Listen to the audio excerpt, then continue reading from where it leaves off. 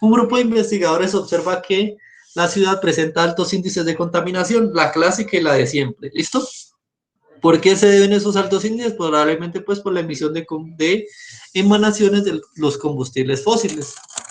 Entonces ahorita con base en eso vamos a ver lo siguiente. Dice, por la elevada concentración de CO2 que se genera en la quema de combustibles fósiles en la producción de electricidad para las casas. Aquí tenemos un diagrama. Entonces, ¿qué pasa? La termoeléctrica quema combustibles y le ofrece electricidad al pueblo. Entonces pasa a través de las torres lo llevan hasta las casas y vamos a observar las características que tiene este lugar. Tiene alta producción de CO2, aquí la tenemos. Tiene pocas corrientes de viento, es decir, es un lugar donde no hay viento. Voy a poner por acá, no viento. ¿Listo? Tiene 300 días soleados de los 365. 300 de 365 días son días de sol. ¿Listo? Y tenemos otra característica, es que hay pocas reservas de agua, es decir, baja cantidad de agua. Es decir, es probablemente un lugar seco, un desierto o algún lugar relacionado con este tipo de ecosistemas. Hasta ahí vamos bien. Ahorita nos preguntan, de acuerdo con la información en la figura, ¿cuál de las siguientes tablas registra adecuadamente la disponibilidad de las fuentes de energía? Es decir, vamos a ver, aquí tenemos tablas, entonces tenemos combustibles fósiles, disponibilidad, la termoeléctrica quema combustibles fósiles para seguir alimentando al pueblo, entonces combustibles fósiles, la disponibilidad siempre va a ser alta. Bien, bien. Veamos las otras tablas. En la C también es alta y en la D en todas es alta, o sea que todas concuerdan en lo mismo, todos tienen niveles de combustible fósil alto. Listo, vamos a ver. Corrientes de aire, ya vimos que no hay mucho viento, entonces las corrientes de aire son bajas, entonces vamos a buscar las tablas que digan, la A es bajo, la C es bajo, la B es bajo también, la D es alto. La D nos está mintiendo porque en ese lugar las corrientes de aire son muy bajas, entonces la D ya la descartamos. Seguimos viendo, a ver, reservas de agua. ¿Qué vimos acá? Que las reservas de agua son bajitas. Entonces vamos a ver, la A nos dice reservas de agua baja, muy bien. La B nos dice reservas de agua alta, o sea que la B nos está también mintiendo en este momento, entonces descartamos la B. Y la C nos dice reservas de agua baja, bien, hasta ahí vamos bien, vamos a desempatar todo con los rayos solares. Entonces, hay mucha disposición de rayos solares, 300 de 365 días, es muy bien, entonces hay una buena cantidad de rayos soleados. Miren que la A nos dice que la disposición de rayos solares es bajo, falso. Tengo una muy buena disposición de rayos solares y la C nos dice que es alto. Respuesta correcta en esta pregunta, la C. ¿Sí vieron? La C sería la respuesta correcta, ya que la tabla nos resume todo lo que nos está mostrando la imagen. ¿Listo? Algunas veces ustedes van a encontrar posiblemente esa misma pregunta, yo la he visto en el ITFES, y les preguntan que por qué razón de la hidroeléctrica que manda energía de la A no llega muy bien aquí a la distribuidora que manda energía a la B. ¿Saben cuál es la razón de eso? Y algunas veces en el ITFES lo preguntan. Es porque miren aquí, esto que está en el dibujo no lo hicieron mal a propósito. Esa parte la hicieron porque la comunicación eléctrica entre las torres está cortada. Entonces, al estar interrumpidos los cables, la energía no llega bien de A a B. Esa es una pregunta que tal vez la encuentran y he visto solucionarios que con esa misma imagen hacen esa pregunta. ¿Por qué no llega la energía de A hasta B? Y usted tiene que decir, es porque los cables están cortados. ¿Listo? Ahorita sí vamos a ver esta belleza. Esta belleza hace referencia a los procesos de transcripción y traducción. ¿En qué consiste un proceso de transcripción y traducción? Es tomar el ADN que yo tengo en el núcleo, que no puede salir del núcleo porque está encapsulado ahí, y recuerden que el ADN aquí lo pueden ver, es una doble hélice, miren, aquí está, es una doble hélice. ¿Ella qué hace? Ella, que es doble hélice, lo primero que hace es transcribirse. Al transcribirse, ella pasa a ser una sola hebra. Esta hebra de acá, que era doble, que se llamaba ADN, se rompe en dos hebras iguales. Eso se llama transcripción, y cuando hace la transcripción también cambia el lenguaje, cambia a llamarse ARN. ¿Por qué? Porque una de las bases nitrogenadas que la conforman, las 4 bases nitrogenadas del ADN son adenina, citosina, guanina y timina. Y ahorita sí, una de ellas la cambiamos por uracilo, la citosina la cambiamos por uracilo. Entonces, adenina, uracilo, guanina, timina. Se cambia por uracilo. Cuando yo cambio eso por uracilo, ya puedo salir del núcleo y recorrer la célula libremente. Entonces, el ARN puede salir del núcleo. Y por eso se llama ARN mensajero. ¿Listo? Es el que sale, llega hasta el ribosoma y en el ribosoma da la orden de que se conviertan en proteínas. ¿Qué es una proteína entonces?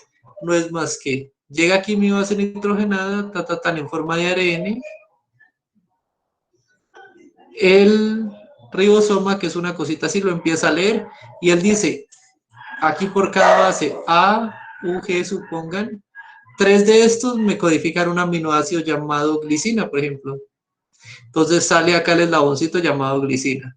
Los siguientes 3 me codifican para algo llamado alanina, salen los siguientes 3 y los siguientes 3 y ahí sucesivamente y me van produciendo lo que llama proteína. Y esas proteínas son las que yo empleo para todo en la vida, ¿listo? Ahorita sí, con base en eso dice, la figura muestra la representación del proceso de síntesis de proteínas. En el proceso la información genética de los genes del ADN es traducida en secuencia de aminoácidos que se transforman en proteínas. Este proceso se realiza en el citoplasma gracias a los ribosomas que se encargan de leer la información genética y ensamblar las proteínas. Hasta ahí toda la información nos la da el problema. Y el gráfico nos ayuda a complementar ese proceso. Ahorita sí vamos a la pregunta. De acuerdo con la figura, ¿qué molécula se encarga de llevar la información genética del gen para producir la proteína? ¿Cuál es la molécula que se encarga? Miren, el ADN está en el núcleo, por tanto el ADN no sale, entonces él no hace nada. El ARN mensajero, está acá dentro en el núcleo, es capaz de traspasar la membrana nuclear y sale. Ese mismo ARN que estaba acá adentro lo encontramos acá afuera. Entonces, como tal, el responsable de que eso pueda pasar es el ARN que sale. Entonces, la respuesta de aquí, la B, sería la correcta. La C dice por el núcleo, falso, porque el núcleo no es el que transporta el material y transporta la información. Y los aminoácidos tampoco, porque los aminoácidos son el resultado final del proceso. Entonces, vamos a tener que la respuesta correcta aquí sería la B. ¿Listo? Recuerden, vayan tomando nota de las respuestas, vayan diagramando y recuerden subir sus respuestas al formulario de Google para ser evaluadas. ¿Listo, muchachos? Continuemos. Ahorita sí, tenemos un sistema en el cual vamos a ver que tenemos un planeta y está orbitado por 4 lunas. ¿Listo? ¿Qué debemos saber aquí? Debemos saber que hay algo que se llama la fuerza de gravedad. ¿Y qué dice la fuerza de gravedad? La fuerza de gravedad dice que hay una constante gravitatoria y que también depende de la diferencia de las masas de los cuerpos que yo tenga por la distancia que los separe al cuadrado. ¿Listo? Entonces, entre más grande sea la distancia, más pequeña es la fuerza de gravitación entre dos cuerpos. Y entre más sea la diferencia de masa, entre uno más pesado sea y el otro más pequeñito sea, mayor va a ser la fuerza de gravitación. ¿Listo?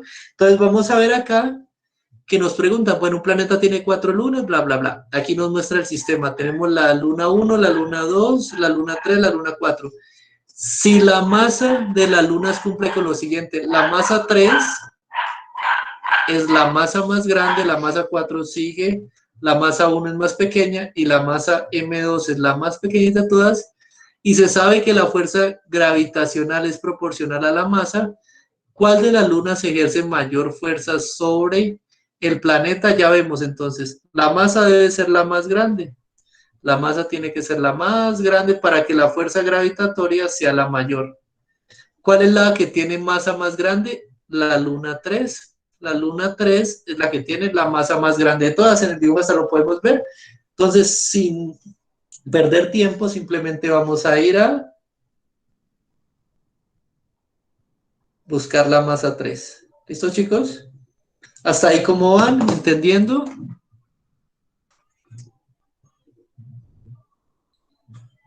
¿Alguien me puede confirmar que no los escucho?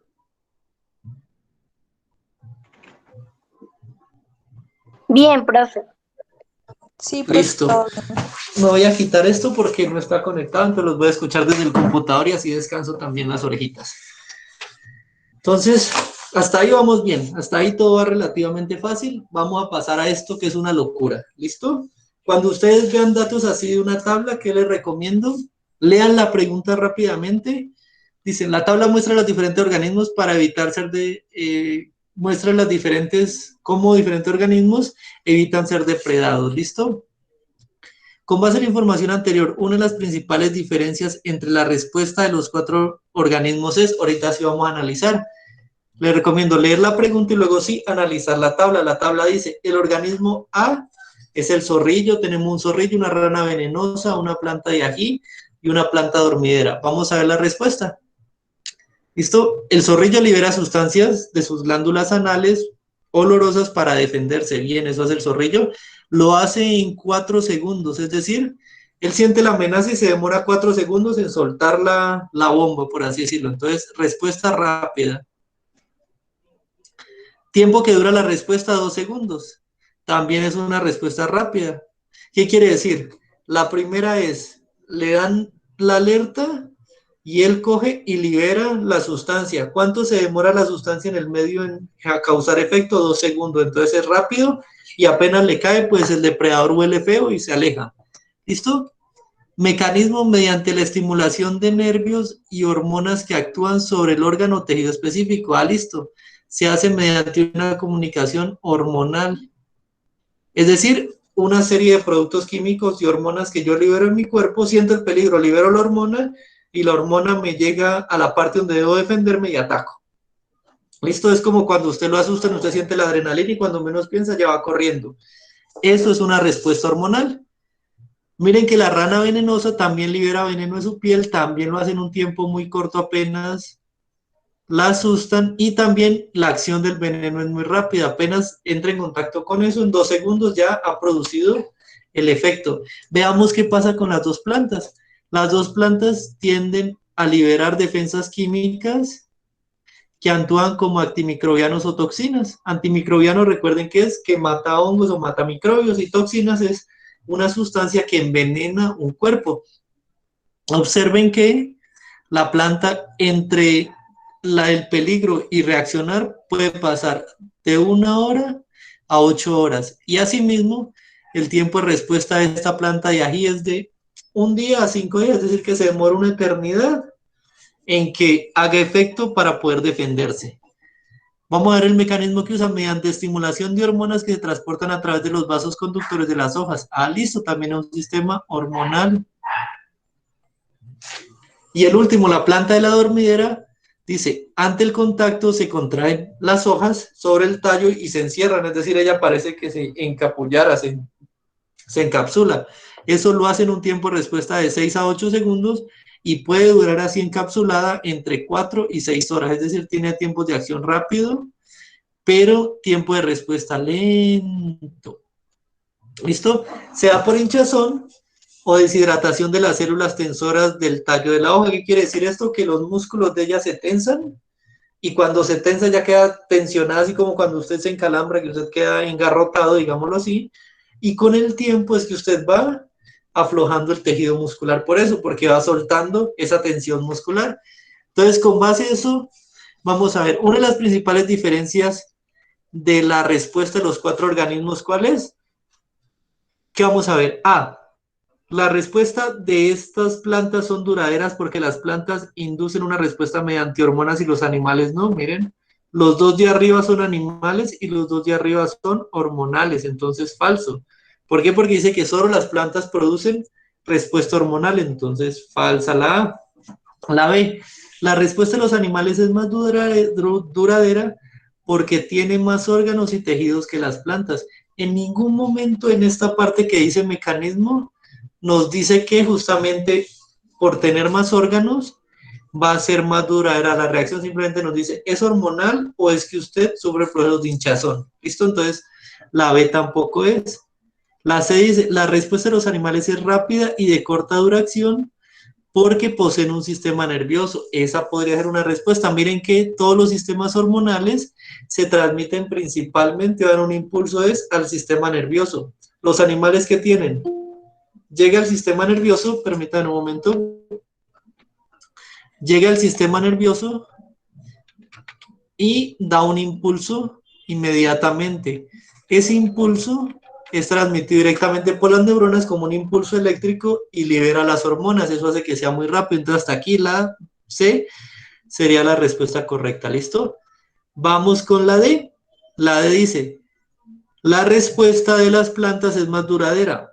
Si es más duradera, miren todo el tiempo que se demora, porque su sistema nervioso no ocupa todos los órganos y tejidos del organismo. Ahí es falso. ¿Por qué? Porque en ningún momento de la información que tenemos aquí nos están diciendo que las plantas tienen un sistema nervioso. Ellas tienen un sistema mediante el cual liberan y contraen agua en sus tejidos para con eso liberar o no la toxina. Sin embargo, no nos dicen que sea a través de un sistema nervioso como tal. Entonces la respuesta D tampoco sería. La respuesta correcta para la pregunta 100 es... La respuesta de los animales es rápida y de corta duración porque poseen un sistema nervioso que les permite reaccionar más rápido. ¿Listo? ¿Hasta ahí cómo van?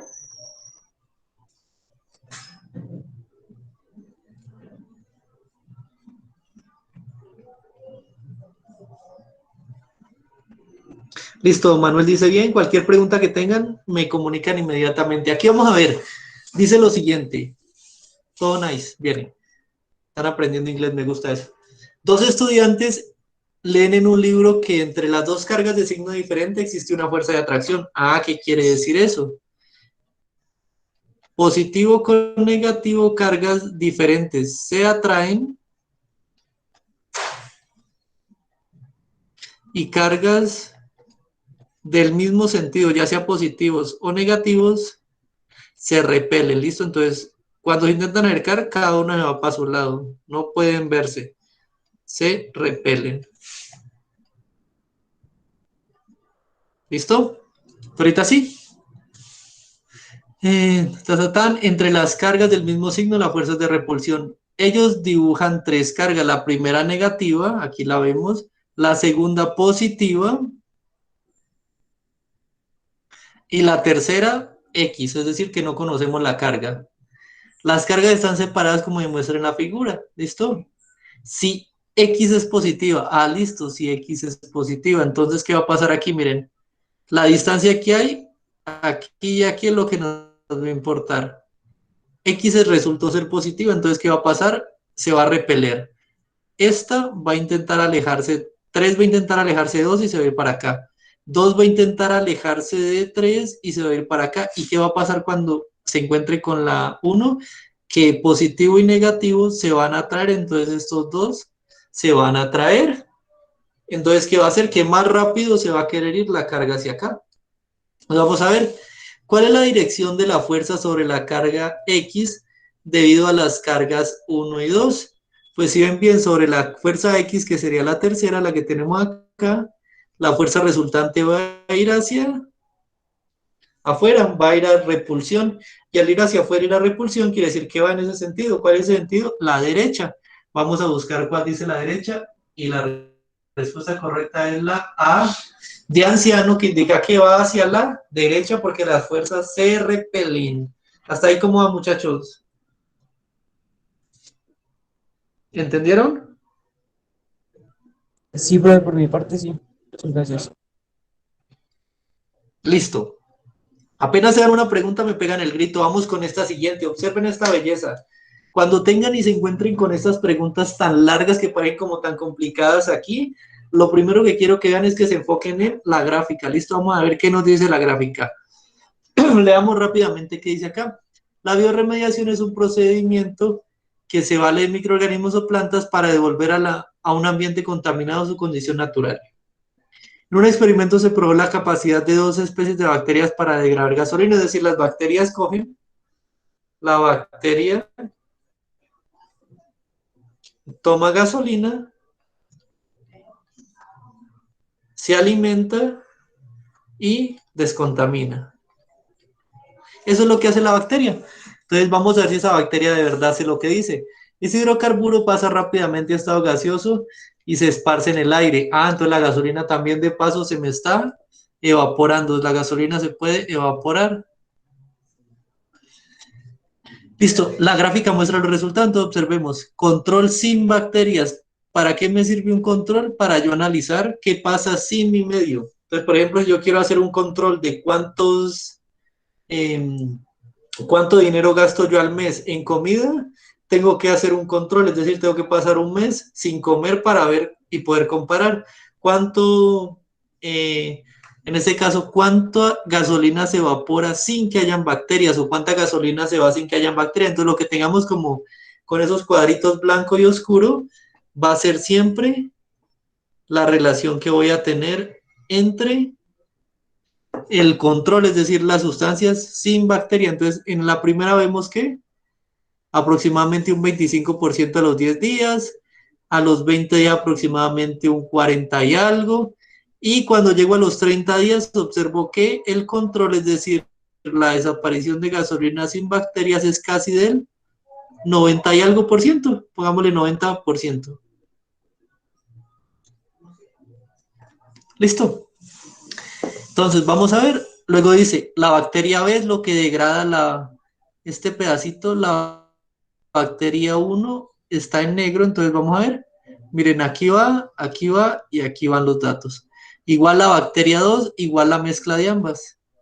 ¿Listo? Vamos a ver qué me dice. Algunos investigadores concluyeron que las dos bacterias juntas degradan efectivamente toda la gasolina del petróleo. Al cabo de un mes, es decir, nos vamos a centrar en 30 días. Con la información anterior, los resultados del experimento respaldan la conclusión de los investigadores. ¿La respaldan o no la respaldan? Entonces dicen que a los 30 días las bacterias se comen todo el alimento y toda la gasolina que puedan. Pero ¿qué pasa? Observen esto. A los 30 días, casi el 90% de la desaparición, casi el 90% de la gasolina se va sin que haya bacterias. ¿Sí lo logran ver? ¿Por qué? Porque es que miren, que era el que son cuadritos blancos y negros, llega hasta 90, lo que quiere decir que si yo dejara una pomita de gasolina ahí durante un mes abierto, probablemente cuando vuelva sin que haya ninguna bacteria encuentro el 90% que se ha ido.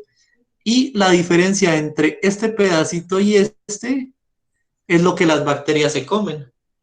Pues entonces, si yo dejo la gasolina ahí abierta, cuando vuelvo, hay un 90% menos. Si las dejo con bacterias, cuando vengo, hay un 95% menos. Es decir, que las bacterias realmente están comiendo aproximadamente este excedente, este cachito de aquí. Entonces, están comiendo aproximadamente un 5%.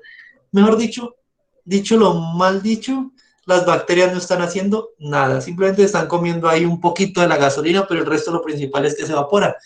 Entonces, los resultados respaldan las conclusiones de los investigadores, no la respaldan, porque las bacterias no son las encargadas. Entonces descartamos la que diga sí. La A dice sí, porque las dos bacterias juntas en el suelo aceleran la biodegradación de la gasolina. En ningún lado nos hablaron de eso, entonces se van. No, bien, vamos con no y vamos con no a nuestro favor. La B dice no, porque gran parte de la disminución de la gasolina ocurre por su evaporación. Ya vimos que gran parte es porque de verdad se está yendo, porque las bacterias no hacen nada ahí. Hasta ahora esta es la correcta. La C dice sí, porque los 30 de la gasolina que estaba frente en el suelo se degradó en un 99%.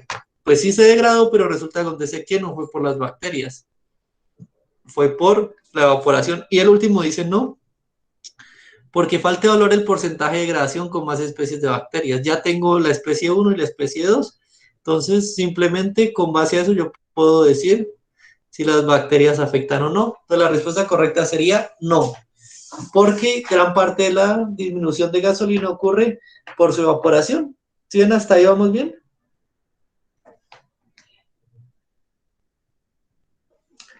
Eso me gusta, todo bien. Ahorita vamos a ver esta pregunta. Esta pregunta ya es más de ondas. Dice, en un estadio de fútbol se realizan las olas. Es lo que, vamos para arriba y vamos para abajo. Esto es una ola. ¿Por qué funciona como una onda? Una onda tiene esa propiedad. En una parte sube, en la otra baja. Sube, vuelve y baja. ¿Listo? Recordemos entonces que las ondas se componen básicamente, o yo le puedo tomar varios datos a una onda, le puedo tomar varias placas. La primera, la distancia entre cresta y cresta. Recuerden, cresta es el punto más alto de la onda, que se llama cresta. La distancia entre cresta y cresta se conoce como longitud de onda, o lambda que llamamos. También el compañero Anderson se pregunta, no, profe, pero es que me dijeron que entre valle y valle también se llamaba, listo. Entre valle, que es la parte más bajita, valle y valle, también usted halla la lambda, y resulta que la lambda aquí debe ser igual a la lambda arriba, lo mismo. ¿Listo? Ahorita sí, eso es longitud de onda. ¿Qué es amplitud? Amplitud es qué tan grande es, pero en este sentido, es decir, entre una cresta y un valle, qué tan amplia es la onda. Entre más amplia, comúnmente más volumen tiene una onda. Cuando usted le sube sonido al radio, por ejemplo, está subiendo la amplitud de la onda. Nunca está haciendo que la onda, la lambda, se haga más corta. Esto no está haciendo que el locutor hable más rápido ni que hable más despacio, lo está haciendo que se oiga más alto o más bajo. ¿Listo? Además de eso, algo que tienen las ondas se conoce como frecuencia, es decir, yo voy a tomar voy a contar en un segundo cuántas crestas me pasan. Entonces yo arranco 1, 2, 3. Entonces cuento 3 crestas en un segundo. Eso se conoce como frecuencia. Si me pasan 4 crestas por segundo, voy a decir, listo, tengo 4 por segundo y eso lo llamo 4 hercios de frecuencia. Entonces, cuando usted le digan, este radio suena a 1000 hercios, usted sabe, listo, por cada segundo manda 1000 ondas que pasan, 1000 punticos de la cresta que pasan. Entonces, el de más potencia, ¿cuál es? El que manda más número de crestas en el menor tiempo posible. ¿Listo? Ahorita vamos a ver. Las olas de los estadios se pueden modelar como ondas armónicas. Un estudiante lee en un libro que la cresta, ya vemos, aquí está la cresta, y el valle son los puntos máximo y mínimo. Cresta máximo, valle mínimo.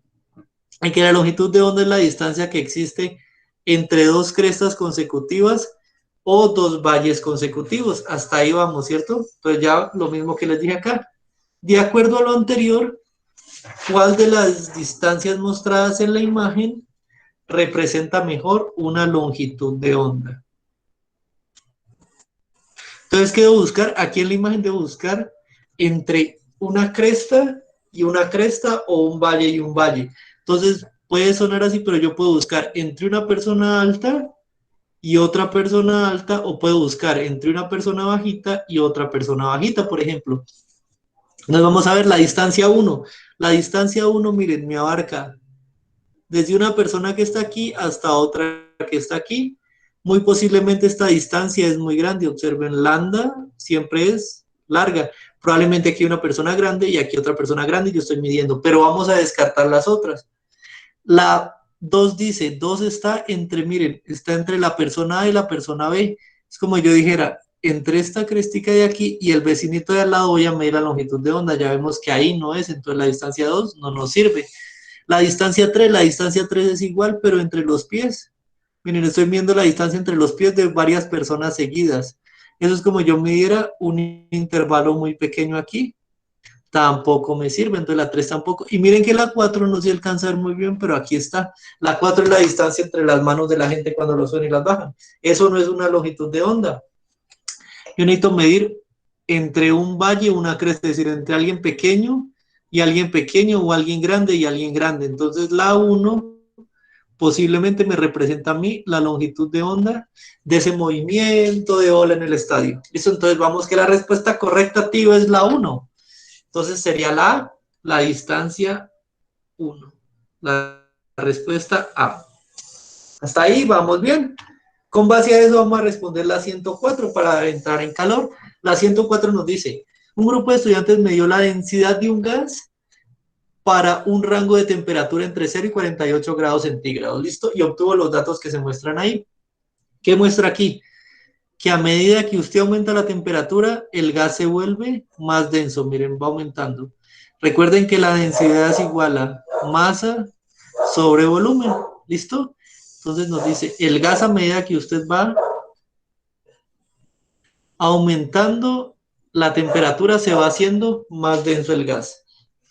Aquí dice, a partir de los datos de la gráfica, los estudiantes concluyen, para temperaturas mayores a 50 grados centígrados la densidad del gas es constante. Miren, hasta aquí llegamos. Vamos a intuir qué pasa en esta región de acá. Esto ellos dicen que se vuelve constante. La evidencia mostrada en la gráfica es suficiente para llegar a la conclusión. Observen que la gráfica llega hasta 50. Si yo viera que la gráfica aquí hace así, o que hace así, o que de verdad se vuelve una línea recta, ahí sí yo podría hacer una afirmación. Es decir, si yo no tengo algo que me avale el supuesto, yo no puedo asegurar que una sustancia es constante. Entonces, miren, en este caso yo puedo decir, aquí sí es constante porque estoy viendo una línea recta. Aquí puede ser constante porque estoy viendo una línea moderadamente inclinada. Pero para yo resolver el problema debo tener datos. Y por encima de 50 yo no tengo ningún dato. Entonces yo no puedo asegurar que eso sea una evidencia real. Vamos a ver cuáles me dicen que no. La A me dice que no y la C me dice que no. Pero vamos a ver la B y la D, ¿por qué no? Dice, la B, sí, porque la tendencia en la gráfica para esas temperaturas apunta a una densidad constante. Voy a borrar esos matachos y ustedes ahí ven que apunte a algún lado. Realmente ahí se corta la gráfica, no sabemos, parece que apunte hacia arriba, no tengo ni idea si va a apuntar hacia arriba, si ahí drásticamente va a caer o si ahí va a seguir como una línea recta. No puedo asegurar nada de ahí, entonces por eso la B no la puedo asegurar. La D dice, sí, porque se puede deducir que a partir de los datos de la relación entre densidad y temperatura es constante en cualquier rango de temperatura. Eso sería cierto si fuera así, si la gráfica fuera, si yo hiciera esto. Eso indica que es constante en cualquier rango, que a cualquier temperatura voy a tener una densidad constante.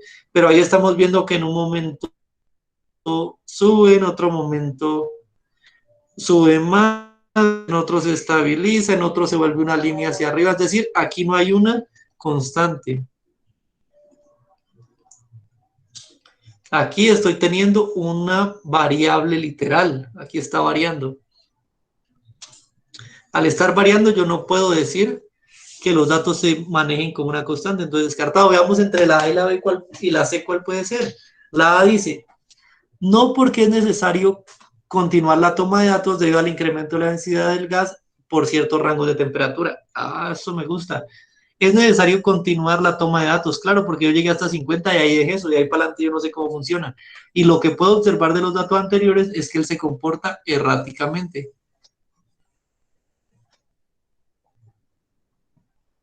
Entonces yo no puedo afirmar de ello, necesito seguir tomando datos a 60, a 70, a 80 para ver qué va a pasar con la gráfica, qué tal esto haga así o qué tal eche hacia arriba. Entonces yo necesito saber y para eso necesito tomar más datos. Hasta ahorita la A parece prometedora, veamos la C por qué no. La C dice, no porque la tendencia de la gráfica muestra que a mayor temperatura, menor densidad. Falso. Observen que aquí estamos viendo mayor temperatura, mayor densidad, va aumentando. Entonces la C la sacamos de toda proporción, no la vamos a tomar en cuenta y la respuesta correcta sería la A. Veo que me están observando bien. ¿Alguna pregunta en el chat o en la red, no?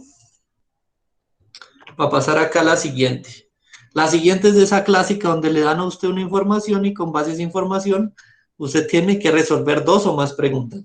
Aquí lo que dice es, la radiación ionizante consiste en partículas alfa y beta, así como los rayos gamma y los rayos X. Entonces, cuando yo hago una radiación ionizante, libero todos estos rayos, gamma, zeta, beta y alfa, y ellos son capaces de atravesar ciertos bloques, por así decirlo. Entonces, observemos, de las cuatro, los rayos gamma atraviesan papel, aluminio, plomo y hormigón. Los rayos X atraviesan papel, atraviesan aluminio, pero no son capaces de atravesar el plomo.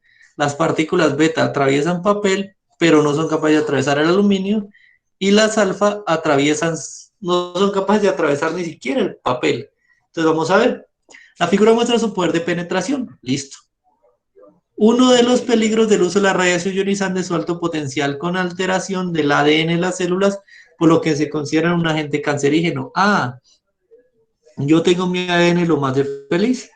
Cuando llega una radiación ionizante, llega y rompe mi ADN aquí, lo daña y eso obliga a que empiece a generar malas copias, es decir, empiece a generar cáncer.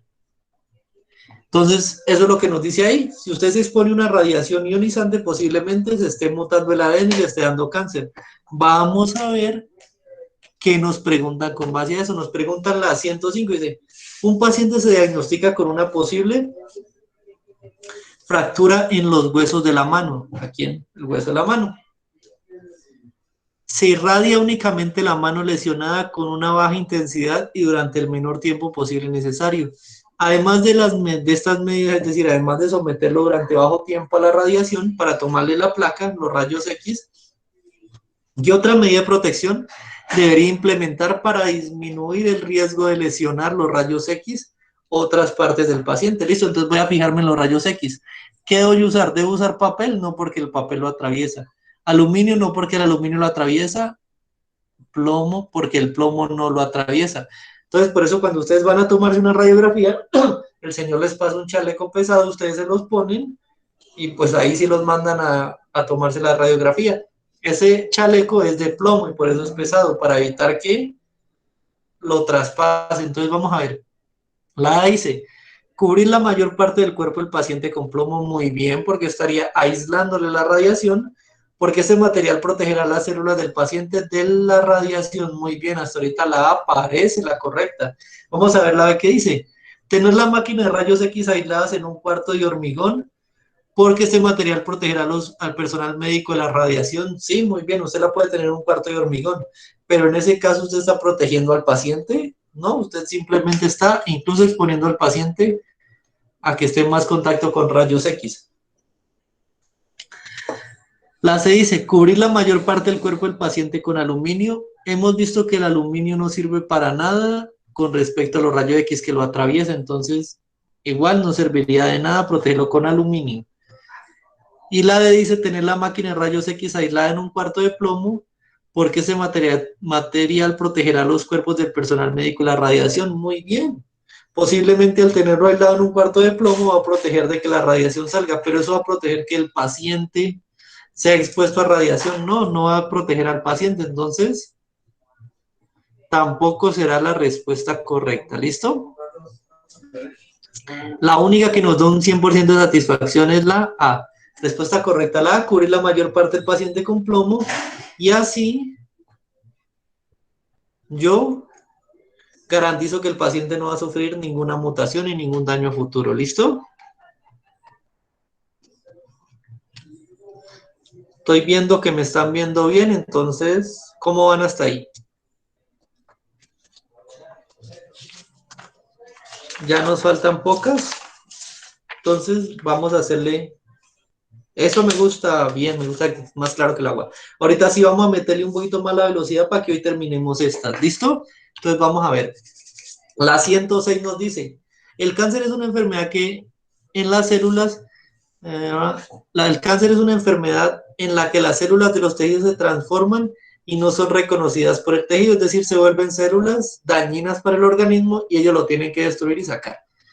Estas células desplazan a las células sanas porque se dividen más rápidamente. Ah, las células malas se dividen muy rápido, muy rápido, muy rápido, ocupan el espacio de las células buenas y las aplastan, es lo que forma los tumores. En los exámenes que se realizan para diagnosticar cáncer, no se usan rayos X o rayos gamma. ¿Cuál sería una consecuencia negativa de diagnosticar el cáncer con rayos X o rayos gamma? Pues ya vimos que los rayos X y rayos gamma que tienen de problemático, pues que ellos causan cáncer.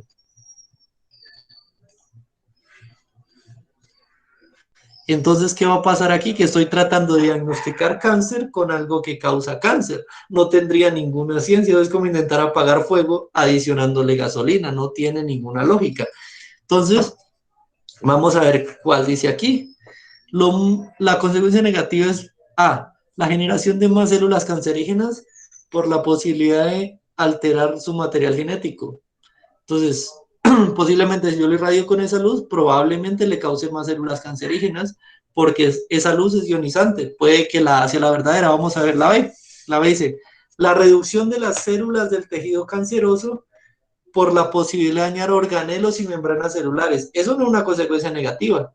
Yo quiero acabar el cáncer, yo quiero acabar ese tejido canceroso, entonces si se me baja el tejido, si yo mato esa célula, la reduzco, antes eso sería positivo, eso no es una consecuencia negativa, sino muy por el contrario, una consecuencia positiva, entonces eso no tiene sentido. La C dice, la generación de muerte celular en los tejidos por el aluminio que se usa como barrera de protección, pero si todos vemos aquí que los rayos X y rayos gamma los atraviesan el aluminio facilito, como mantequilla, entran y salen por el otro lado suave. Entonces, ¿por qué voy a usar aluminio como protección? Falso, eso no tiene sentido. La D dice, la reducción del tejido canceroso con la posibilidad de transformar las células cancerosas en células normales. Primero que todo, volvemos. Si se reduce el tejido canceroso, no es una consecuencia negativa, una consecuencia positiva. ¿Listo? Entonces, falso. Además de eso, recordemos algo. Una vez una célula se vuelve cancerosa, el ADN se ha dañado. El ADN ha sufrido un daño. Cuando el ADN sufre un daño, comúnmente esos daños son irreparables. ¿Listo? Hasta hace pocos años eran irreparables. Ahorita con la nueva tecnología CRISPR, que por cierto, por si no lo saben, 2 microbiólogas se ganaron el premio Nobel de Química por el desarrollo de CRISPR-Cas9, que es una proteína que corta el ADN e introduce en su lugar un ADN que yo necesito, que yo requiera en el sistema. Ese es el nuevo premio Nobel de Química de este año. Ahí les informo. Entonces, si ya es posible repararlas, pero se necesita una tecnología genética especial, no lo puedo hacer mediante radiación con rayos X ni rayos gamma. ¿Listo? Entonces, la respuesta correcta en este caso sería efectivamente para los que apostaron por la A, la A. Los que apostaron por la B, perdieron. Ahorita sí, la 117 dice. Sí, muy buenas esas muchachas. Ahorita dicen, la capacidad de penetración de la radiación ionizante se mide cuantificando la intensidad de energía transmitida a través de una barrera. Ah, ¿qué quiere decir eso? Yo cojo mi barrera. ¿Están hablando?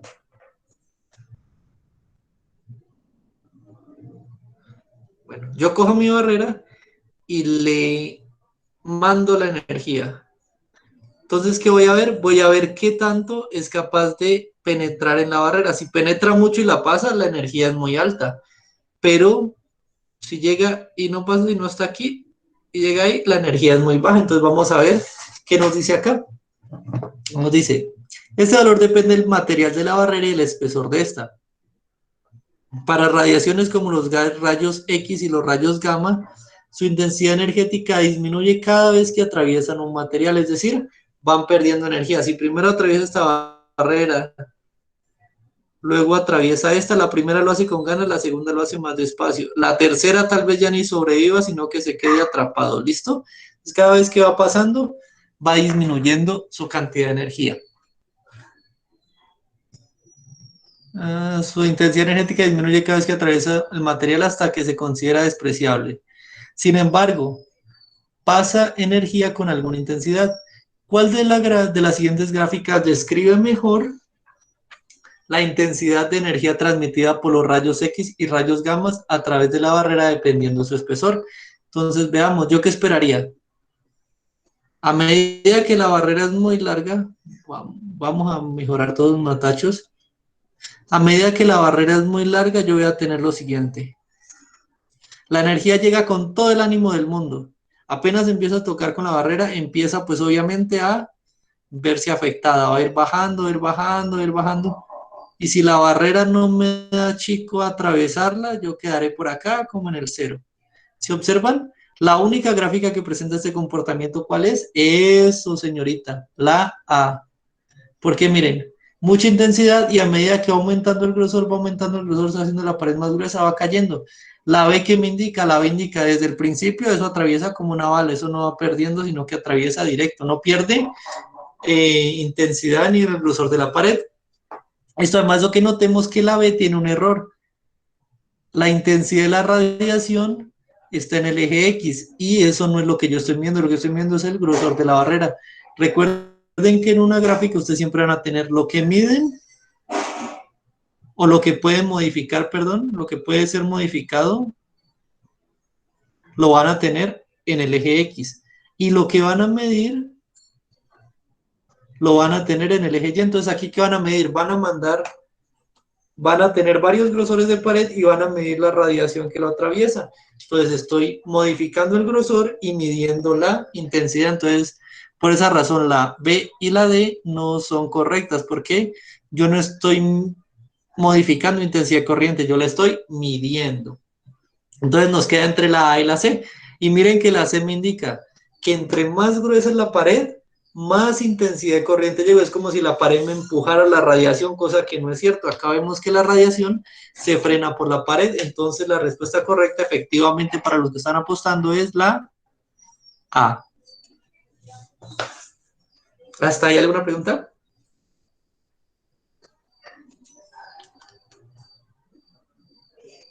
Ya tienen el volumen al máximo, pueden hablar, pueden preguntar.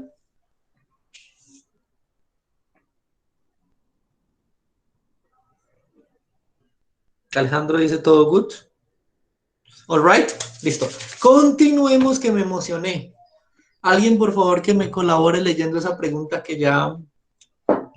Bueno, lo voy a hacer yo. La tabla muestra el número de protones, neutrones y electrones que están en dos átomos de bromo. ¿Listo? Entonces tenemos, ya saben, el átomo está formado por un núcleo donde están los protones y los neutrones. Y tenemos acá, en la periferia, tenemos girando los electrones. Entonces dice que vamos a contar dos átomos de bromo y tienen diferentes propiedades. Si son dos átomos de bromo, ¿qué es lo que yo voy a ver?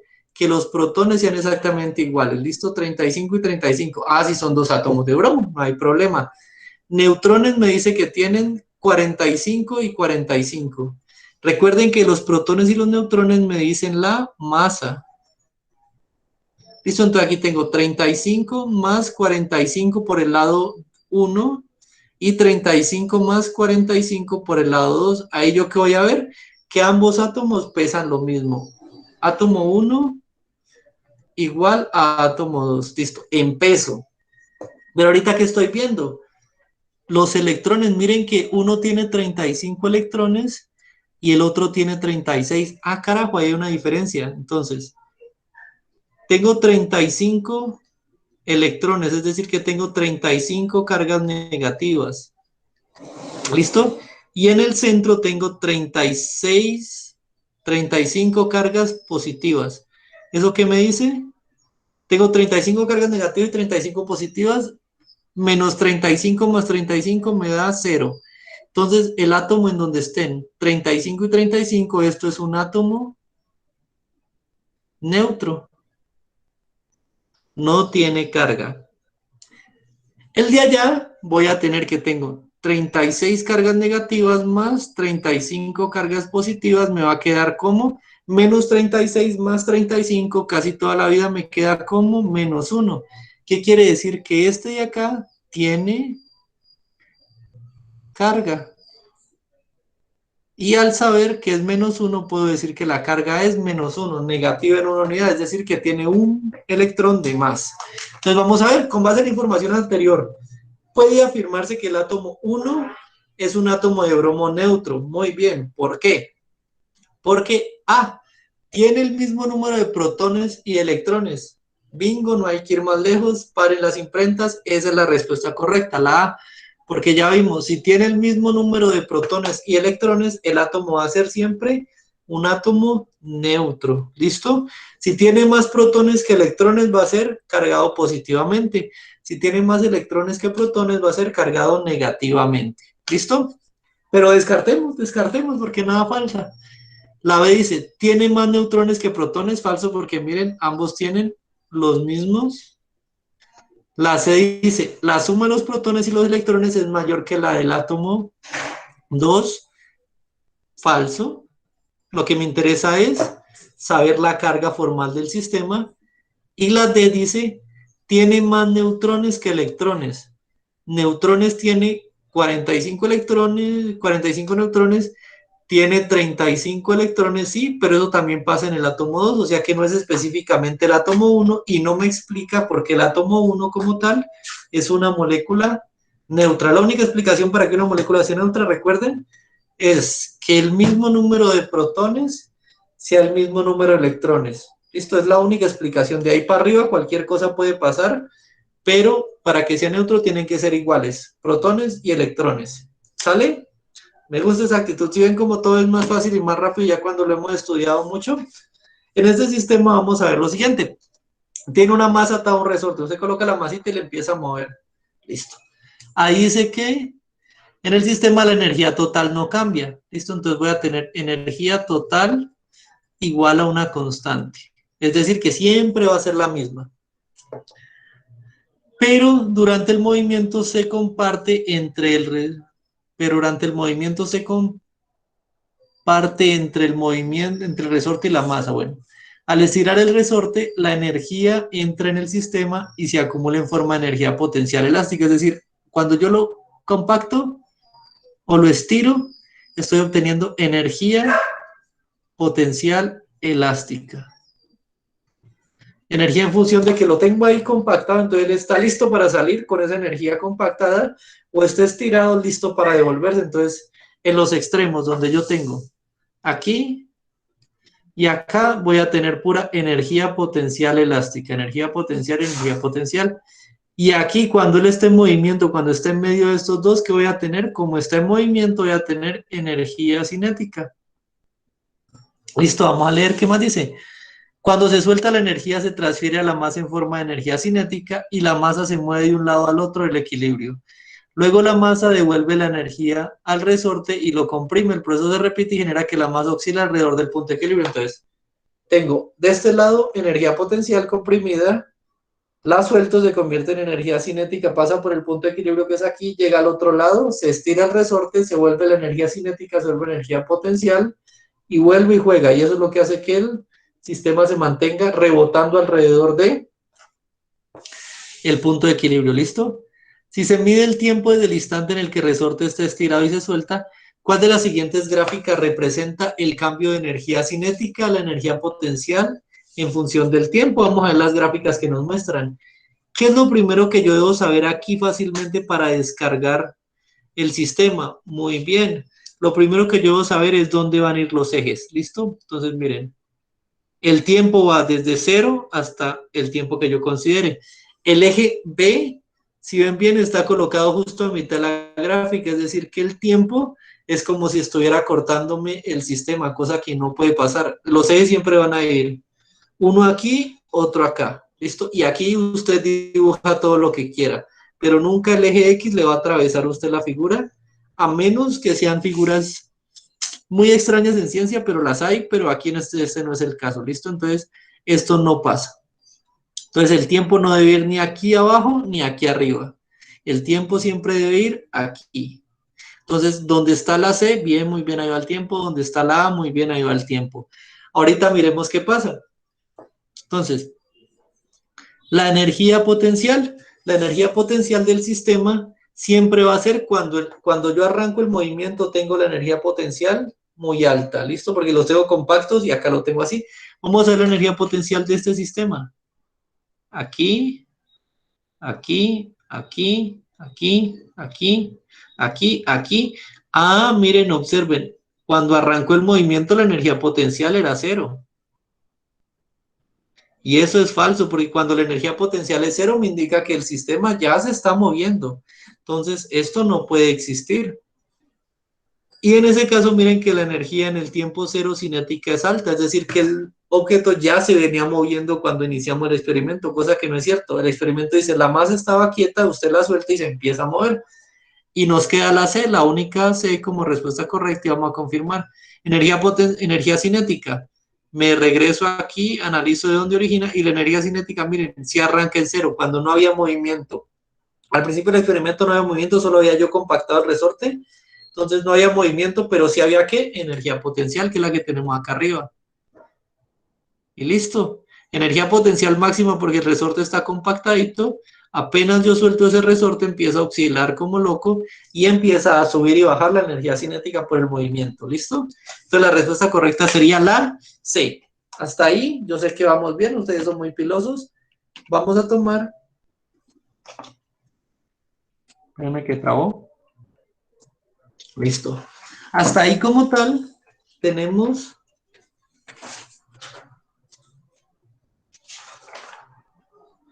Llegamos hasta la 109, espérenme a ver qué pasó aquí. Porque no hay...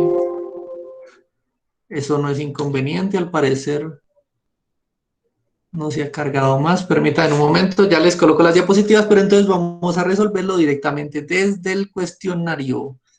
¿Hasta ahí alguna pregunta, muchachos?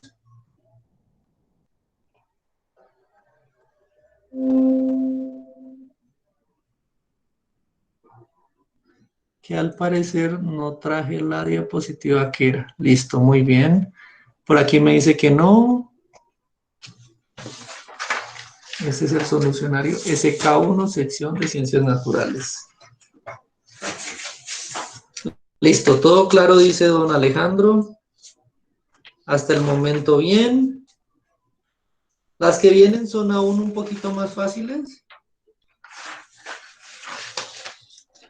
Y las vamos a resolver así, más charladitas para que ustedes también puedan, principalmente para que pueda descansar la mano que ya se me está engarrotando. Listo. Déjenme que cargue aquí el formulario. ¿Será que lo tengo en la memoria? Listo, aquí está el formulario. Y vamos a ver. La siguiente nos dice, la 109 nos dice. Un estudiante sabe que si las masas iguales de dos sustancias diferentes se calientan en iguales condiciones. Es decir, si yo cojo una sustancia A y la caliento y cojo una sustancia B y la caliento, las sustancias con mayor calor específico es aquella que al calentarse por más tiempo, que requiere calentarse por más tiempo para aumentar la temperatura. ¿Qué quiere decir esto? El calor específico es la cantidad de calor que yo necesito para subir 1 grado centígrado a un cuerpo. Entonces, entre yo más energía necesite meterle, mayor calor específico va a tener el sistema. ¿Listo? Para comparar los calores específicos del agua y el etanol, el estudiante calentó 10 gramos de ambas sustancias por 20 minutos. Entonces, ¿qué voy a tener? La que más se caliente va a ser la que tiene mayor calor específico. Vamos a ver, entonces aquí dice, los resultados obtenidos se muestran a continuación. ¿Qué tengo yo ahí? Tengo entonces tiempo de calentamiento en minutos, que lo tengo acá abajo, versus temperatura. Entonces observemos esto. El agua se calienta desde 20 hasta aproximadamente 45 grados en 20 minutos, mientras que el etanol se calienta de 20 a 70 grados en los mismos 20 minutos. O sea que ¿cuál se calienta más rápido? Se calienta más rápido el etanol. O sea que el etanol tiene mayor capacidad calórica o menor. Según lo que vemos acá, la sustancia con mayor calor específica es aquella que necesita calentarse por más tiempo. Ah, no. Si se calienta más rápido, es la de menor capacidad calorífica. Entonces, el etanol es la de menor capacidad, el agua es la de mayor. Vamos a ver qué pregunta nos hacen. Según lo anterior, perdón, ¿cuál de las siguientes conclusiones es válida? Permítanme un momento. ¿Cuál de las siguientes conclusiones es válida? El etanol tarda más tiempo que el agua en alcanzar la temperatura de 40 grados centígrados. Falso, miren. El etanol a los 10 minutos ya ha alcanzado los 40 grados centígrados. Entonces la A es falsa. La B dice, para que la masa de agua, que una masa de agua superior a 10 grados llegue a 100 grados centígrados, se necesita más de 40 minutos. Aquí en el ejercicio lo estaban haciendo con una masa de 10 gramos. Pero observemos que si yo necesito más de 10 minutos, posiblemente a los 10 minutos cuando esté por acá, no voy a llegar ni siquiera a los 60. Si extrapolo esta curva aquí no va a llegar ni siquiera a los 60. Entonces muy posiblemente esa afirmación sea falsa. La C. Después de calentar por 20 minutos, el etanol alcanza mayor temperatura que el agua porque el etanol tiene menor calor específico, efectivamente, eso es lo que estamos viendo, el de menor calor específico es el que más rápido se calienta. Entonces la C es la respuesta correcta hasta ahí. Vamos ahorita con la D. La D dice, la masa del etanol, una masa de etanol superior a 10 gramos alcanza los 60 grados en menor tiempo que una masa de etanol, de 10 gramos. No tiene ningún sentido porque si yo aumento la masa, debo aumentar la temperatura y el calor que le invierto. Entonces, muy posiblemente alcance una menor temperatura. Entonces, la D también es una respuesta correcta. Voy a buscar aquí el lapicito para irselas colocando. Aquí debe ser, la respuesta correcta de aquí es la C. Listo, aquí está, aquí está. Dibujo, entonces la respuesta correcta de aquí es la C. ¿Listo? Vamos ahora a hacer la siguiente. La siguiente es la 111. La de acá. Esta de aquí. Un grupo de investigadores quiere calcular la cantidad de masa de cloruro de magnesio que se obtiene al realizar la siguiente reacción. ¿Listo? Hago yo esa reacción. Para eso se utiliza 1 gramo de magnesio y 1 mililitro de ácido clorhídrico. Bien. Mantenido a una temperatura de 45 grados para finalmente pesar el cloruro de magnesio obtenido en la reacción. De acuerdo con la información anterior, ¿cómo debe repetir un grupo de investigadores sus mediciones para estar seguros de la medición de la masa? Es decir, necesito repetir el experimento porque algo pasó y necesito estar seguro de que esa medición de masa sea la correcta. ¿Qué vamos a hacer? Dice A, usando cantidades mayores a los reactivos, una temperatura de 45 grados centígrados. Si yo quiero obtener el mismo valor y quiero confirmar, lo que yo debo hacer es realizar el experimento en las mismas condiciones experimentales. Entonces, lo que yo debo obtener es las mismas condiciones, incluyendo no solo la temperatura, que es la misma, sino los mismos reactivos. Y como estoy cambiando la cantidad de reactivos, la respuesta A es una respuesta incorrecta. La B dice, usando las mismas condiciones de reactivos a una temperatura. Los mismos reactivos, bien, ahí vamos bien. Pero ¿qué pasa? Están variando la temperatura, entonces no sirve. O las dos condiciones son las mismas, o las dos condiciones son las mismas. Entonces la C dice, usando las mismas condiciones de reactivos a una temperatura de 45. Las mismas condiciones, la misma temperatura. Entonces hasta ahí la C es la respuesta correcta. Listo, vamos a verla de por qué no. Usando un metal diferente al magnesio, pues si cambio el metal, cambio el magnesio, estoy cambiando la reacción y por tanto no voy a obtener MgCl, sino que voy a obtener otro compuesto. Entonces antes estoy haciendo un daño peor del que estaba solucionando. La respuesta correcta en este caso es la C. ¿Listo? A ver, vamos a poner aquí una figurita para que les quede más bonito. El cuadrado es la respuesta correcta. La respuesta correcta es la C. Aquí arriba también es la C. ¿Listo? Vamos ahorita sí a analizar la 112. La 112 es mucho más fácil. Dice lo siguiente. Un estudiante quiere saber cuál es la temperatura de ebullición del agua en su ciudad. Para eso, él mide la temperatura de ebullición del agua con un termómetro de mercurio. Coge el termómetro y lo mete, mide la temperatura y mide el porcentaje de humedad de la ciudad. ¿Listo? Ambas medidas las toma en su ciudad. Él obtiene los siguientes resultados. Temperatura medida 90 grados centígrados y humedad en el ambiente 42 grados centígrados. ¿Listo? ¿Cuántas veces debe repetir el estudiante para confirmar los resultados? Vamos a ver cuántas veces lo debe repetir. ¿Una sola vez? O sea, si ya lo hizo una vez, ya no tiene, como quien dice, confianza, porque usted tiene que repetir los datos varias veces y si obtiene el mismo resultado, es confirmada la teoría. Pero si usted hace el mismo experimento varias veces y obtiene diferentes resultados, la teoría se desmiente. Y si usted hace el experimento una vez, ¿quién le garantiza que esa vez sea la equivocada? Muchas gracias, Juliana, por tu aporte. Ya dice que la D vamos a ver entonces una vez, todo lo que sea una vez lo vamos a descartar porque eso así no sirve. Tengo que hacerlo mínimo 2 veces para estar medio seguro. Y 5 veces, dice, 5 veces en la misma ciudad con distintos hidrómetros, no tiene ciencia, tengo que medir siempre con lo mismo. Siempre conservo las mismas características, siempre mido en las mismas condiciones. ¿Listo? Entonces, y nos queda la D, que es la respuesta correcta, que dice 5 veces en la misma ciudad con los mismos instrumentos. Ahí él estaría repitiendo varias veces el mismo análisis y obteniendo si hay confianza sobre esos datos. Y le repite 90 y le repite 42 5 veces, el experimento está bien realizado. ¿Listo? Entonces, la respuesta correcta, como dijo la señorita Juliana, felicitaciones, es la D. Vamos con la siguiente. La 113 nos dice lo siguiente. Algunas especies de aves que habitan latitudes cercanas a los polos permanecen allí durante el verano. Cuando hay calorcito se quedan en los polos, donde se reproducen, anidan y cuidan a sus pichones.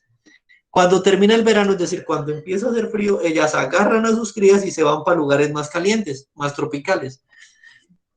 Muchas de las plantas que consumen estas aves en los ecosistemas cercanos a los polos ahora se encuentran en regiones tropicales, a muchos kilómetros de su hábitat original. Unos investigadores detectaron que las semillas de las plantas no son destruidas en las aves durante la digestión, sino que pasan intactas por el tracto digestivo. ¿Qué quiere decir esto? Las aves van a los polos, se alimentan de estas semillas, se las tragan, cuando les hace mucho frío, cogen y se van y se llevan las semillas en su estómago. Y cuando las expulsan mediante el sistema excretor, mediante sus defecaciones, estas pasan al suelo y ahí es donde se crecen y crecen en otras regiones, que son regiones más templaditas. ¿Cuáles de las siguientes razones puede explicar la reciente aparición? Permítame, le doy acceso a alguien que intenta entrar. ¿Listo? ¿Cuál explica la aparición de las plantas en ecosistemas tropicales? Vamos a ver.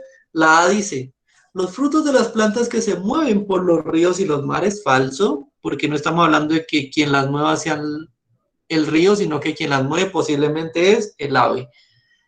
Algunas plantas de otros ecosistemas sirven de alimento al ave durante el recorrido hasta otras zonas. Falso, porque tenemos que evaluar qué pasa con la semilla que nosotros estamos de interés.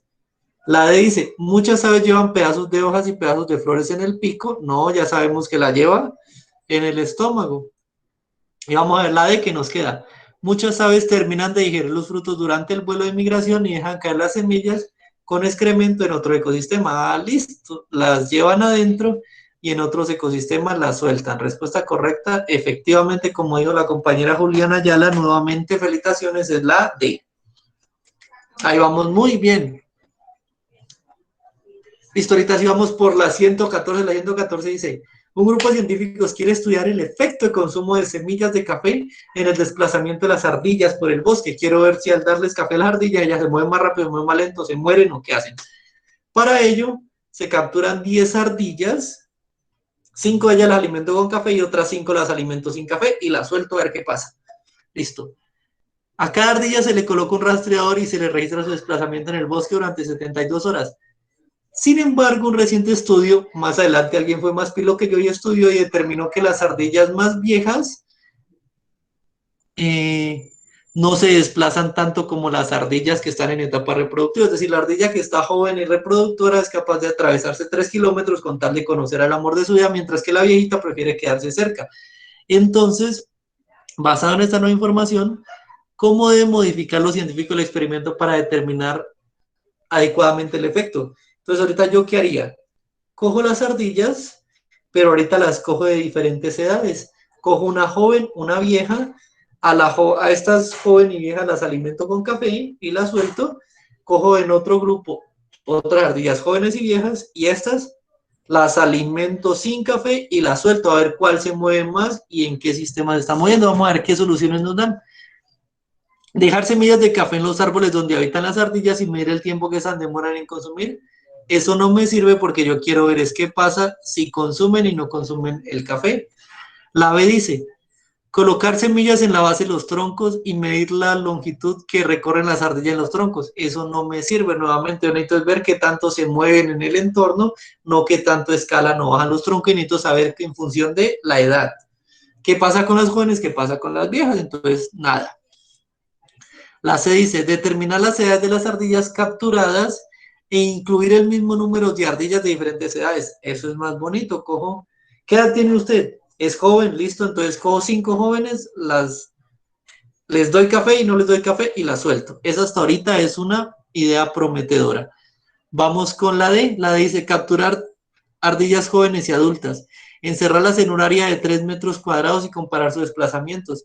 Podría ser, pero observen lo que dice aquí. Las ardillas adultas no se mueven más de 5 metros a la redonda. Entonces, si usted le encierra en un lugar de 3 metros, ella no se va a mover. Usted necesita un espacio más grande, de 3 metros más grande de eso, para poder observar si la ardilla adulta se quiere mover o no. Entonces, por ese espacio que está aquí, la D es una respuesta incorrecta. La única que nos queda correcta, efectivamente, como dijo el compañero Brian, la respuesta correcta es la C. Muy bien. Aunque ahí dijeron que la D, pero se les perdona. Listo, eso me gusta. Vamos ahorita por la 115. Y nos quedan apenas 1, 2, 3, 4, 5, 6 preguntitas y acabamos. Listo, en 15 minutos acabamos eso. Entonces, responda las preguntas 15 a la 17, 115 a la 117, con base en lo siguiente. Uno de los cambios químicos de los océanos es su constante proceso de acidificación, generando por la absorción de casi un tercio del CO2 proveniente de la quema de combustibles fósiles. Es decir, estoy quemando combustible, libero CO2, ese CO2 va al agua y acidifica el agua. Listo, está bajando el pH. Acidificar, ¿qué indica? Que estoy yéndome a pH más bajos, entonces estoy yéndome a 4, 3, 2, 1. ¿Listo? En consecuencia de esto, se ha observado que el nivel de acidez ha aumentado en un 30%, lo cual agota los iones carbonato de calcio del agua. Los científicos han realizado experimentos de laboratorio para probar que la disminución del pH tiene incidencia sobre el comportamiento de actividad de algunos organismos. ¿Por qué? Porque observen ustedes que el carbonato de calcio comúnmente se encuentra en los dientes, en los huesos y normalmente en los animales marinos en los caparazones. Entonces, y toda esa exoestructura que lo recubre, toda esa casita que ellos la construyen con, principalmente por carbonato de calcio. Si no hay, pues no pueden vivir. Entonces observaron esto. Los calamares a pH neutro tienen una vida normal y feliz. A pH ácido se vuelven letárgicos, es decir, se vuelven somnolientos, perezosos. No les da el placer moverse. El krill en un pH neutro eclosiona los huevos normalmente, mientras que a pH ácido los embriones no logran salir del cascarón, no tienen fuerza para romper el cascarón, entonces se mueren estos en pH ácido. Peces arrecife detectan los peligros en un pH neutro normal y en pH ácido se vuelven, perdón la palabra, se vuelven como pendejos y no son capaces de ver qué pasa en su entorno y se los comen. Entonces, el pH ácido afecta a todos los animales. Los vuelve de una forma u otra, los afecta. ¿Listo? La 115 dice, los investigadores han encontrado que las cosechas de la mayoría de los crustáceos tienen las conchas, perdón, no las cosechas, no las conchas, esa caparazoncita, tienen 3 capas. La interna es compuesta por nácar, la siguiente está compuesta por quitina y la intermedia y la más gruesa está compuesta por carbonato de calcio, el que yo les dije que iba a faltar, entonces no hay carbonato de calcio. Entonces la capa interna va a estar bien hecha, la capa externa va a estar bien hecha, pero la capa de medio, que es la más gruesa y la que le da resistencia, va a estar más delgada, por así decirlo. Entonces, ¿qué debería yo esperar? Que el caparazón tenga capitas o exoesqueletos, cortezas más frágiles y quebradizas. Entonces vamos a ver qué dice aquí. Con base en la anterior información, ¿qué problema ocasionará para los crustáceos la acidificación del océano? A. Sus conchas no detectarían a los depredadores falsos, porque las conchas nunca han detectado un depredador. B. Las conchas tendrían un pH ácido como el océano. Falso, porque la concha no adquiere pH, el pH solo se miden soluciones acuosas. Y como dijo Brian, la respuesta puede ser la C. Sus conchas son débiles por formarse solo de dos capas. La de nácar y la de quitina se estarían formando, pero la de carbonato de calcio no, entonces, y de paso es la más gruesa, entonces, paila, así serían. Está, ahí vamos con que esa es la correcta. Y la D dice, ¿las conchas se tornarían más duras? No, hombre, si antes eran tres capas y ahorita son dos, pues se van a tornar antes más débiles. Y la respuesta correcta sería la C de casita. ¿Listo? ¿Hasta ahí cómo van? Bien. ¿Cierto? Listo, me gusta esa actitud. 2 minuticos más y nos vamos, dice. 106. El agua oceánica es ligeramente alcalina. El valor de su pH está entre 7,5 y 8,4. ¿Listo? Pero puede ser ácida si la temperatura aumenta. Con base en la anterior información, ¿cuál de los siguientes gráficos muestra el porcentaje de eclosión de los huevos de krill de acuerdo con la variación del pH del agua? Entonces, ¿qué pasa aquí? Dice que a pH neutro, es decir, entre 7,5 y 8, estamos bien. ¿Listo? Es decir, que debo buscar un valor entre 7,5 y 8, es decir, por acá, que los huevos funcionen bien, es decir, eclosionen y salgan correctamente. En este gráfico puedo ver, efectivamente, cuando el pH es más bajito, los huevos no explotan. Ese Brian está volando. Y cuando son muy altos tampoco explotan, pero aquí sí. Entonces, esto está bien. La siguiente que dice, los huevos se van muriendo a lo largo del tiempo. A lo largo de que el pH va aumentando, se va muriendo. Y miren acá que dice, a pHs ácidos, los embriones no logran eclosionar. Y aquí estamos a pH ácido y estamos viendo que la eclosión es máxima. Entonces, falso, toda falsedad. Esta nos dice, a pH es bajo, la eclosión es baja, pero nos dice que a medida que eso tiende a volverse más ácido, y recuerden, los pHs extremos nos afectan, los pHs extremos, la eclosión es más grande, cosa que también es falso. ¿Listo?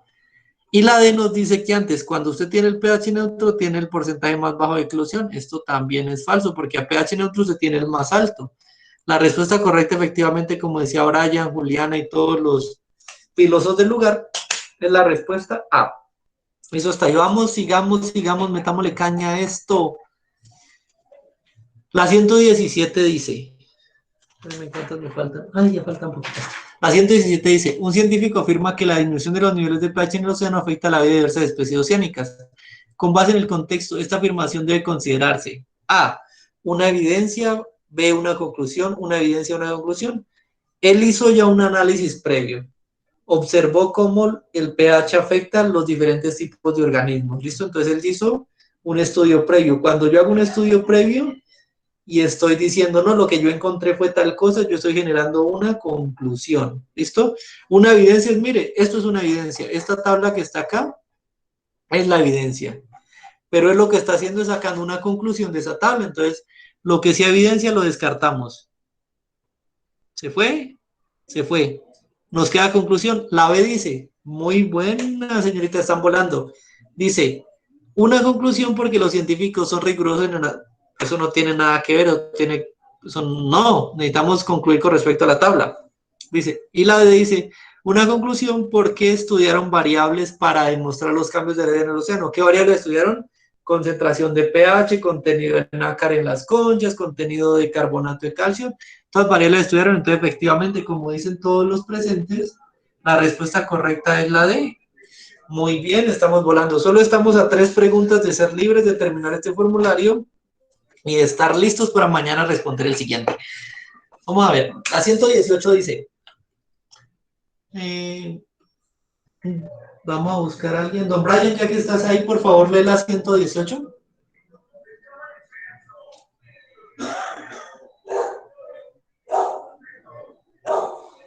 Brian. Está fónico, no hay problema, tranquilo. Juliana, tú que si eres participativa, lee la 118 ahí un momentico. Durante un experimento para determinar la temperatura de ebullición del agua, se puso en una olla 1 litro de agua y se calentó. Cada 10 minutos se registró la temperatura y se obtuvieron los resultados que se muestran en la tabla. De acuerdo con la información anterior, ¿cuál de las siguientes gráficas representan los datos adecuadamente?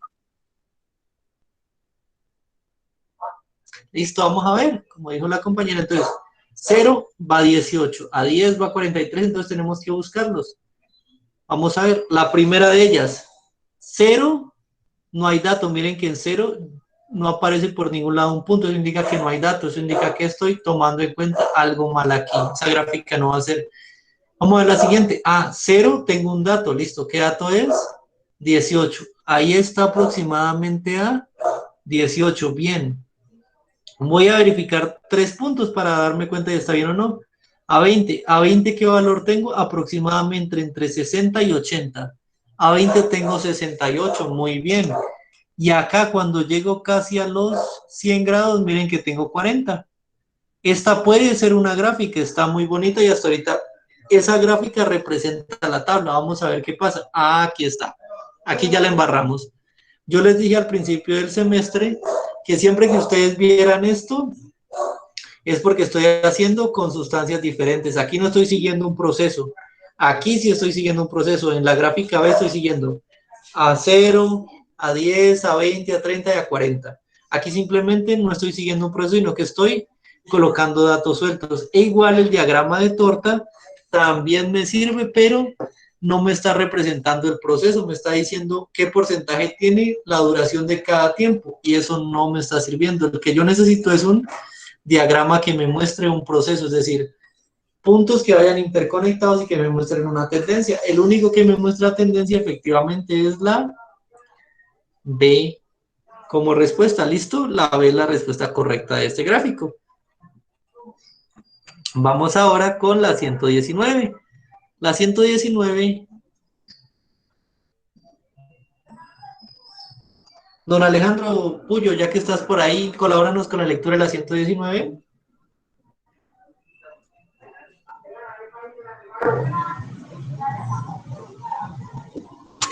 Voy yo, tranquilos. Un estudiante cree que cuanto mayor sea el volumen de ácido acético, mayor será su punto de ebullición. Listo, entre más ácido acético yo aplique, más temperatura debo tener para el punto de ebullición. Para comprobarlo, tomo 5 volúmenes. 20, 40, 60, 80 y 100. ¿Y qué observo? Miren, observo que todos ebullen a la misma temperatura. ¿Listo? Entonces, ¿qué se puede concluir de ese experimento? En primera instancia, él tiene una hipótesis, que entre más volumen, mayor punto de ebullición. ¿Qué se demostró? Que independientemente del volumen, ebullen a la misma temperatura. Es decir, que su hipótesis, la idea que él tenía, se cayó, no es correcta. Entonces vamos a buscar la que nos indique que la hipótesis es falsa. La A indica que la hipótesis es falsa, la B indica que la hipótesis es verdadera, entonces se va. Mire, porque se demostró que 100 mililitros de ácido acético alcanza mayor temperatura. ¿Cuál mayor temperatura si están ubicados en la misma temperatura? Todos están ubicados a 400, en esta línea todos están ubicados a 400 grados Kelvin, entonces no hay variación. La C dice que es verdadero, pues ya sabemos que lo verdadero está mal, pero entonces vamos a ver por qué. Porque distintos volúmenes de ácido acético tienen la misma temperatura de ebullición. La hipótesis decía eso, decía que a mayor volumen, mayor temperatura, entonces la hipótesis no puede ser verdadera, debe ser falsa. La razón sí es la correcta. Entonces veamos la A y la D. La A dice, su hipótesis es falsa porque la temperatura de ebullición del ácido acético es muy diferente a la del agua. Eso no tiene nada que ver, eso no nos aporta la pregunta que le estaba diciendo. Le estaba diciendo, yo quiero ver si el volumen afecta, entonces falso, toda falsedad. ¿Listo? Y vamos con la D. La D tiene que ser la correcta. Dice, es falsa porque se demostró que la temperatura de ebullición no cambia al variar el volumen. Ahí ven, tiene una gráfica constante. Entonces, una línea, eso indica que es constante y que a cualquier volumen que usted tome va a tener la misma temperatura de ebullición. Y estamos en una pregunta de concluir este seminario. Dice, los cañones están diseñados para lanzar un proyectil a gran distancia. Sin tener en cuenta los efectos del aire, la única fuerza que actúa sobre este es el peso. Y el alcance horizontal del proyectil depende únicamente de la velocidad inicial. Es decir, cuando usted lanza el proyectil, la velocidad inicial va a indicar y él va a tender a caer por culpa del peso. Ese diagrama que estoy dibujando ahí es el peso que iría hacia abajo. Siempre apunta hacia abajo. Listo. Entonces, él sube, se dispara en pura berraca por la velocidad inicial. Recuerden, a medida que se va aumentando la altura, voy perdiendo velocidad porque voy ganando energía potencial. Cuando llego al máximo, pues vuelve a caer porque el peso ya lo voy jalando y ahí es donde la energía potencial se me convierte otra vez en energía cinética. Entonces vamos a ver qué pasa. Cuando se dispara el proyectil, la velocidad sobre el eje Y cambia continuamente. Efectivamente, ¿por qué cambia? Porque va a estar saliendo en un sistema como tal, ¿listo? Mientras que el eje X permanece constante. ¿Por qué la velocidad en el eje Y cambia y en el eje X permanece constante? Fácil, porque sobre el eje X, que es el eje que está vertical, voy a tener actuando siempre el peso. Entonces siempre el peso va a ir jalando hacia abajo y la velocidad me lo va a tratar de subir hacia arriba. La fuerza de empuje me lo va a tratar de subir hacia arriba.